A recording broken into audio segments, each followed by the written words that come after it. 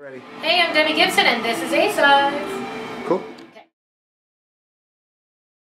How's it going? Good. Just got off stage. I know, you kicked ass tonight. Thank you. You know what's funny? I saw you at the Garden with Ross. Am I even saying that right? Oh, yeah, you are. You're one of the few. Would they appreciate the little perk, probably? Totally. In fact, you know Matt Goss is headlining Caesar's Palace. Like he has his own room called the Gossy Room. Look it up online. I have no idea. Yeah. Wow. He's been there like 4 or 5 years now, steadily. He was in Palms, and now it's Caesar's. And Kevin Page. See, I just want to name drop. Oh my God! Because I was such a fan. Don't shut me out. Don't tell me da da da da da da. Love it. And I'm wearing this hat, but deep inside, I'm wearing your little. I want your hat, and I'm still very angry at you because Electric Youth never came out in the men's fragrance line.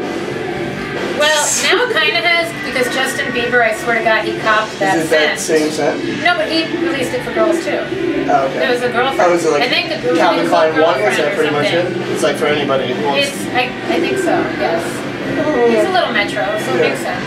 But I swear it's the same formula. So listen, I want to ask you, so everyone probably asks you, talk about Justin Bieber, talk about today's people, but who do you like actually listen to today? I don't really care about the youth of today and that kind of thing. I listen to so many artists, and probably my latest favorite is Brandon Flowers. Nice. His new album's really amazing. God, his stuff is so amazing. Because this is playing, I'm like, I want to like bust out and sing the songs that I love. I should mention that we're at the Capitol Theater and Jesse's Girls downstairs. They're playing, yes. I decided to try to take a nap, like, right when the DJ started playing Paradise City. I was like, this isn't happening. There's no rest for the weird.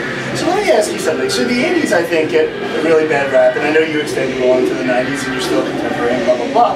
But like, your music, for some reason, because they play a lot, Jesse's Girls, but some of the music, it's just like instant nostalgia, but then you come up there and you play these, songs that you wrote and they're like timeless and all that stuff. Did you ever know, you were so young, that the songs would still be like as good today? You're like, yes, I did. No, I never really thought about it, but what I enjoy now, and unfortunately you couldn't take it in tonight because the crowd clearly wanted the upbeat, so when I went acoustic on them, they were a little like, we just still want to drink and party. Yeah. But normally, like in my own show, when I do Foolish Beat and I do it acoustic and everyone's settled down, it's fun for me because I'm not doing the version that's just like a steamroller, a ballad with a groove, and I can now fill that song in with my real experience. And I wasn't singing from experience back then, so now I can take my time with it, revamp it. It's a lot of fun to do that with the songs. But no, I mean, I play a lot of 80s themed dates. I play just my own concerts. I do a lot of like gay pride shows, and everybody still embraces the music. And to me, a hit's a hit's a hit. It kind of makes it feel, for me, when I hear a hit record, it feels like long ago, but it feels like right now too. Right. Do you know what I mean? It's I always say good music is good music. It doesn't matter when it came out. Exactly. Right? And it's always exciting for me to hear an original artist sing their original song. Like, there's just nothing like it. So the fact that I get to be that artist for people still blows my mind. And it's different performing now, and if you just said this, I apologize, but like it's different performing these songs when you didn't know it, right? Oh, when I didn't know. Well, I didn't, no life experience. Yeah, absolutely. Still, like I even saw, like even Shake Your Love Today. You tried to like kind of subtly move it. Well, I do like a little. I do a little, more breakdowns and things, so that it's not just.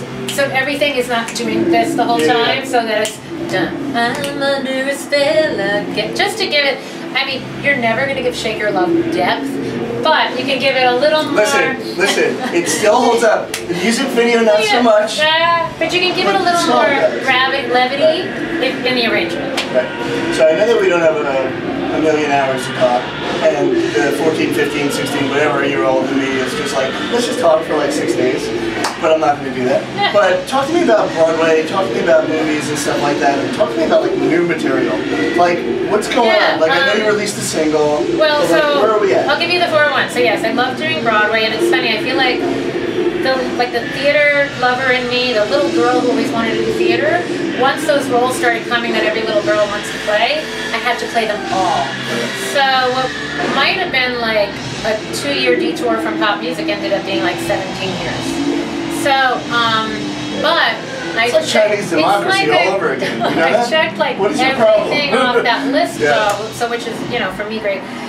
And just did a movie called The Music and Me that was on the Up Network. I loved doing that, and And new music, I've been writing like crazy the last 5 years. My plate, luckily, has been full with a lot of live dates. And so just finding the time, the space to really like, the new music's what I call visceral. It's not like churn it out music, you know, so I want to be in the right headspace to go and record that, and so when that moment comes, you know. There are fans like wanting me to do new music, but Joe Q public's not sitting around in their daily life going, when's that new Debbie Gibson record coming out? All they'll know is whenever it does come out, it better be great. You know, so by the time it's been a while. It's been a while because I think I released a lot of mediocre stuff in the 90s and in the early 2000s, and I don't want to do mediocre anymore, so it's going to be great. Can we reenact the pose of the Electric Youth album cover somehow?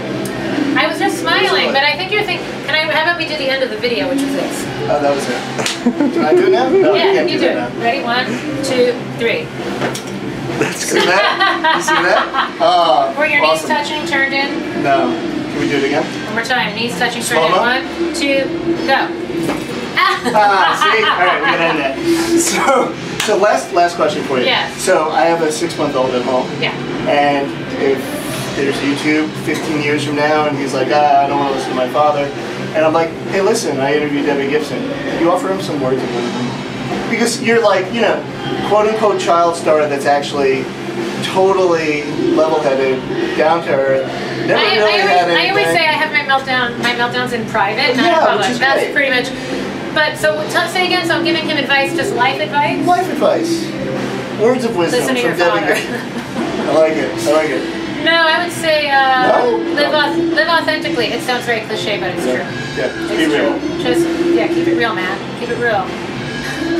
I don't know. I'm making some gang pose. They're gonna come after me. Yeah, I don't know what's happening. Debbie Gibson was a crip. No one knew it. I gotta go, and you know why? I just decided I hate wearing this headband. I want to wear my gold sparkly hat, and I've got to change. We can do that.